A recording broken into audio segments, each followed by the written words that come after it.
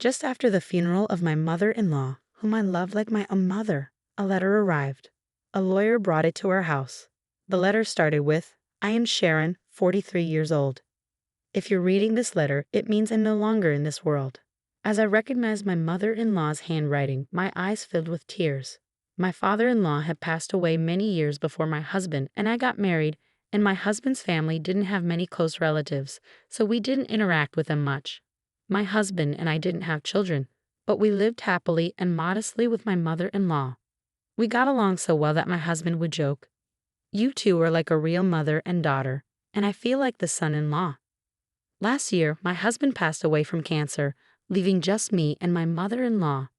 But then, out of nowhere, she died in a car accident. The details of the accident were strange. She was found on a road in a city she had no reason to be in and was hit by a car. The police are investigating, but her bag is missing. When they asked me questions, I couldn't give them much information because I was still in shock. Losing my mother-in-law so suddenly made it hard to process my feelings. When my husband passed away, we had a year to prepare and remember him with my mother-in-law by my side. We promised to heal and live together peacefully. After the funeral and dealing with all the paperwork, I suddenly felt very alone. Both of my own parents had already died from cancer, and although I have a brother, he lives far away with his family. I couldn't even talk to my old friends because they were all busy raising their children. Then one day, a man called, saying he was a lawyer. He sounded about the same age as my mother-in-law, maybe in his 70s. He apologized for not hearing about her death sooner and said he had something to give me. I wondered, could it be a letter from my mother-in-law? I had never heard of my mother-in-law being in contact with a lawyer, so I didn't understand why I was receiving a letter from someone who had already passed away. I even thought it might be a scam, but I decided to meet the lawyer just in case the letter was really from her. The letter continued, "I know you're surprised by this sudden letter from me, but please listen carefully. Danger is approaching you. Believe me and run away immediately." Confused, I asked the lawyer sitting in front of me, "Excuse me, do you know the content of this letter?" Was my mother-in-law being targeted by someone? The handwriting was definitely my mother-in-law's, with all the little quirks I recognized, but I couldn't make sense of what it was saying. It felt so dramatic, like a poorly written prank. My mother-in-law had died in a car accident, and the driver had already been caught. He testified that he found her lying in the road, which is why she wasn't discovered right away. The police thought she might have been knocked unconscious before being hit. If this letter was true, it meant my mother-in-law might have known who attacked her. If she knew, why didn't she run away herself? I felt tears building up again. The lawyer, still calm, said, "I haven't read the letter, but I think I have an idea of what it might be about." Annoyed by his vague answer, I asked, "What did my mother-in-law tell you?" The lawyer responded, "Well, I represented Oliver back then and was asked to help you." "Who was Oliver?" I asked, completely lost. The lawyer explained that my husband apparently had an older brother, 6 years older than him. I was stunned. I had never heard anything about this from either my husband or my mother-in-law. I'd never even seen any photos of him. The lawyer then pulled out some documents from his bag and said, "Sharon, did you know that half of serious crimes in this country happen within families?" His voice had a slight hint of irony. "It's tragic. The place where we should feel safest, our own home, can be where these terrible incidents happen." He showed me an old photo of 4 people, a young man and woman who looked like parents, a boy, and a baby. The woman looked familiar. It was my mother-in-law. At first, I didn't recognize the young man, but he resembled my husband. The boy looked like a younger version of the man, and they both looked like father and son. The photo seemed like it had been taken during a trip to the beach, with a large ship in the background and all of them smiling. The boy was holding a float. "That's Oliver," the lawyer said. I stared at the boy, my husband's brother, someone I had never heard of. The photo looked so happy, yet I felt a sharp pain in my chest. What could have possibly happened? I wondered if Oliver had caused some incident, and if he was the one who attacked my mother-in-law this time. But this photo seemed like it had been taken more than 17 or 18 years ago. Considering my husband and I had been dating for 15 years before we got married, it seemed bizarre that I had never heard anything about Oliver. The lawyer then explained, "Yes, Oliver became a recluse during the summer of his first year in junior high because of bullying. 7 years later, he caused an incident. He continued, explaining that Oliver, feeling hopeless about his future after years of isolation, had attempted a family suicide. Late one night, he entered his parents' bedroom with a knife. His father, awakened by the noise, managed to subdue Oliver despite being severely injured. The incident remained an attempted crime, but not without damage. My husband, who was 14 at the time, had called the police after hearing his mother scream during the struggle. I vaguely remembered hearing news about hermits and reclusive individuals like Oliver being involved in such incidents. The media would sensationalize stories like these, but I never imagined it could be my husband's family. There were so many similar stories on the news back then. For my husband's family, the ordeal was unbearable. The rumors forced them to move multiple times, almost as if they were fleeing. Whether it was due to the injuries or the stress from the incident, my father-in-law passed away a few years later.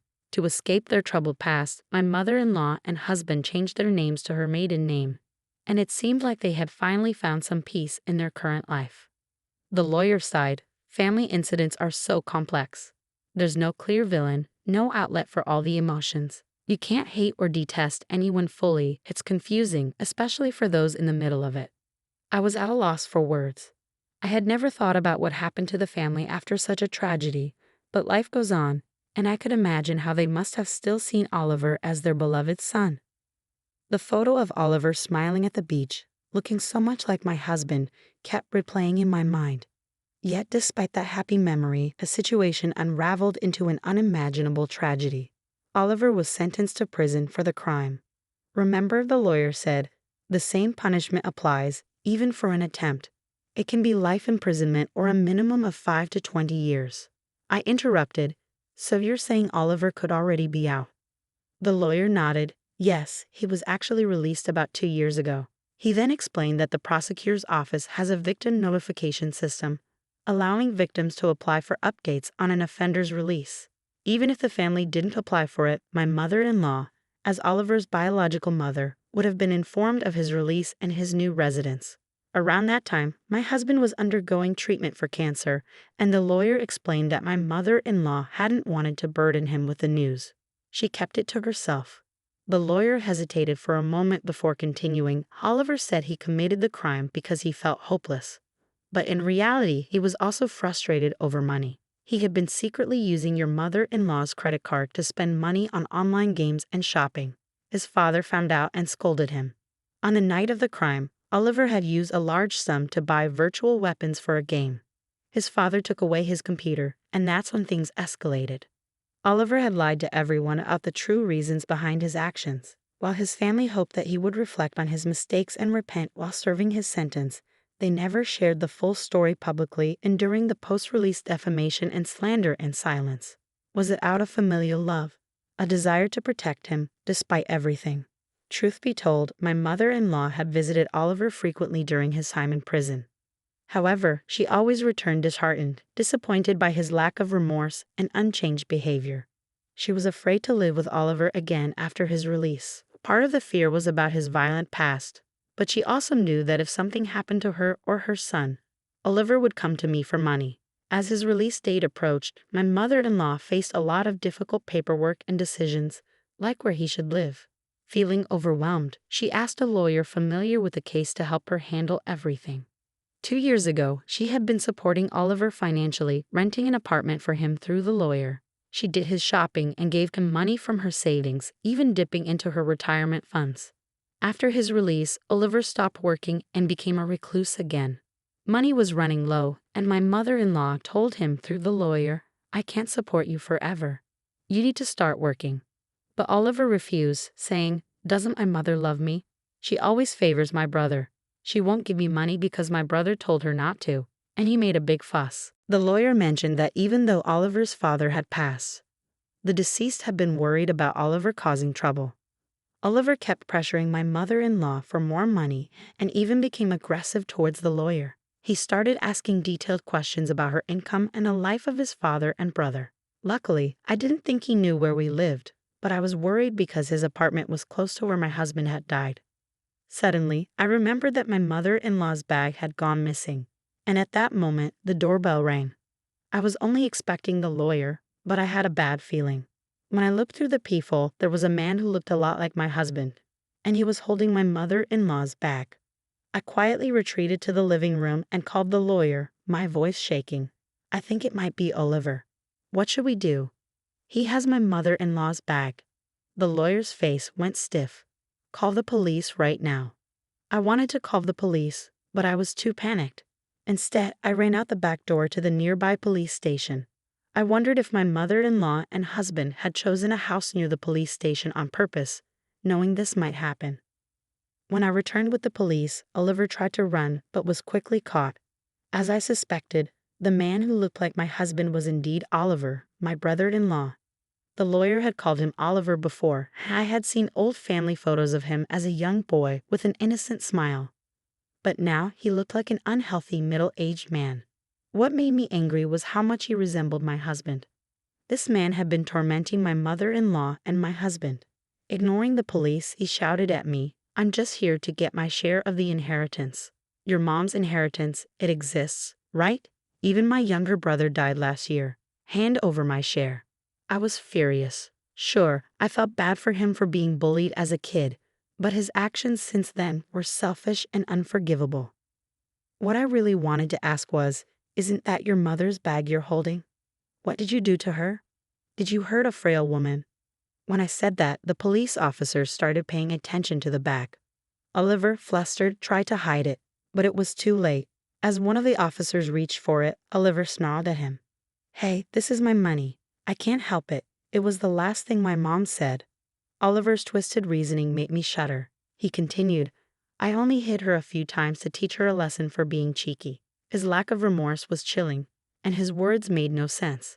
Then, as if he was completely detached from reality, he said, "You were my brother's wife, right? My mom and brother aren't here anymore, so you have an obligation to support me." I began to wonder if my mother-in-law and husband had purposely hidden Oliver from me, trying to protect me from this nightmare. Maybe they thought that if I didn't know about him, I could stay out of this mess. The lawyer spoke up, "No, Mrs. Sharon, you don't have any obligation to support him." But I doubted that logic or the law would work on Oliver. He seemed like a man with nothing to lose, who didn't understand or care about common sense or the law. Perhaps this was why my mother-in-law never wanted me to meet him. I could only imagine how difficult her life must have been. I hadn't finished reading my mother-in-law's letter yet, but I knew she had been worried about me. She must have known her life was in danger. Her pain and sadness were heartbreaking. "Because of you, my mother-in-law and husband suffered so much," I said to Oliver. "I will never forgive you. You will face the law." Although the immediate cause of her death was being hit by a car, Oliver had left her unconscious body on the road. He shouldn't be free to walk the streets. I promised myself that I would do whatever it took to send him back to prison. The lawyer, standing beside me, said, "I'll help you." Oliver was taken to the police station. The blood on my mother-in-law's bag and other evidence pointed to him as the culprit, and he was sent back to prison. Afterward, I returned home with the lawyer and finished reading my mother-in-law's letter. It was filled with apologies and an overwhelming sense of love. At the very end, she wrote, "Life is still long. Please live a happier, freer life, Sharon." Reading those words, I couldn't hold back my tears.